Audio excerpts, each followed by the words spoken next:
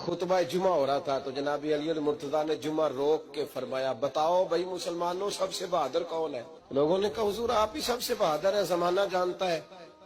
تو جناب علی رو پڑے، فرمانے لگے نہیں میں تمہیں بتاتا ہوں بہادر کون ہے۔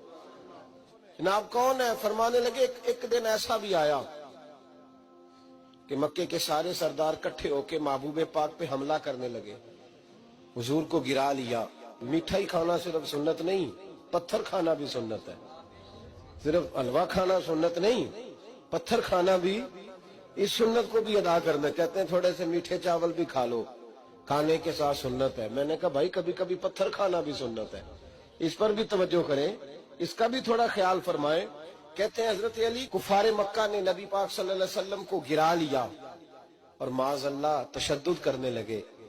فرماتے ہیں کوئی زور زور سے پکار رہا تھا، میرے کانوں میں آواز آئی جب میں گھر میں تھا، کوئی زور زور سے پکار رہا تھا، اور وہ کیا کہہ رہا تھا؟ کوئی ابو بکر کو خبر کرو، کوئی صدیق اکبر کو بتاؤ کہ قریش مکہ محبوب علیہ السلام کو تکلیف دے رہے ہیں، بتاؤ۔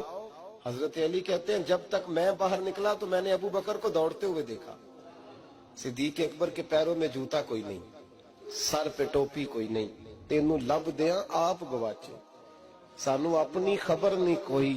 کہتے ہیں بھاگتے جا رہے ہیں، اور پھر جب صدیق اکبر پہنچے تو میں دوڑا آ رہا تھا اور منظر دیکھ بھی رہا تھا کہ ابو بکر صدیق نے ایک کافر کو ادھر پھینکا، دوسرے کو ادھر پھینکا، تیسرے کو ادھر، اور ساتھ ساتھ فرماتے جا رہے ہیں ظالموں اسے مارتے ہو جو تمہیں جنت کا راستہ دکھاتا ہے، ظالموں ان پر تشدد کرتے ہو جو تمہیں جہنم سے بچاتے ہیں، جو تمہیں اللہ کا قرب دیتے ہیں، جو تمہیں دنیا کی آزمائشوں سے بچانے آئے۔ کہتے ہیں جب جناب صدیق اکبر نے دیکھا کہ پیچھے نہیں ہٹ رہے، بڑا مشکل کام نہیں کسی کے حصے کی مار کھانا، دین کا نام لے کے اپنا قد اونچا کرنا بڑا آسان ہے، لیکن 4 اینٹیں اٹھا کے کسی مسجد میں لگانی پڑ جائیں تو لوگوں کی شان میں کمی آتی ہے معاذ اللہ۔ جناب ابو بکر صدیق رضی اللہ تعالیٰ عنہ حضور کے اوپر لیٹ گئے، اور مولا علی فرماتے ہیں نبی پاک کے حصے کی ساری مار ابو بکر صدیق نے کھائی، اور اتنی مار کھائی کہ بے ہوش ہو گئے۔ ان کے قبیلے کے لوگ آئے، اٹھایا، اور قبیلے کے ایک شخص نے کہا قریش مکہ یاد رکھنا اگر ابو بکر کو کچھ ہوا تو تمہیں بدلہ دینا پڑے گا۔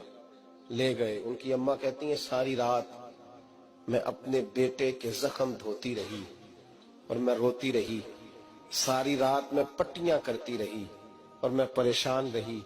برادری ساری کٹھی تھی کہ ابو بکر کو ہوش آئے اور وہ بتائیں کون کون شامل تھا تو ہم بدلے کی کوشش کریں۔ والدہ کہتی ہیں میرے دل میں خیال تھا کہ ابو بکر تو جب بھی اٹھے گا پہلا نام محمد عربی کا لے گا صلی اللہ علیہ وسلم، تو یہ تو ناراض ہو جائیں گے۔ کہتی خیال تھا کہ تھوڑی دیر کے لیے اپنے محبوب کا نام کبھی معاذ اللہ نہ لیں، برادری کٹھی ہے، میرے دل میں خیال تھا، لیکن کہتے ہیں وہی ہوا۔ حضرت سیدنا ابو بکر صدیق کی آنکھ کھلی، کہا حضور کا پتہ بتاؤ۔ اماں کہتی ہیں میں نے کان میں کہا ابو بکر ذرا ٹھہر جا، برادری ساری کٹھی ہے، تو حضور کا نام لے گا تو چلے جائیں گے۔ تو کہتے ہیں ابو بکر اٹھ کے بیٹھ گئے، کہنے لگے جس نے بیٹھنا ہے بیٹھے، جس نے جانا ہے جائے۔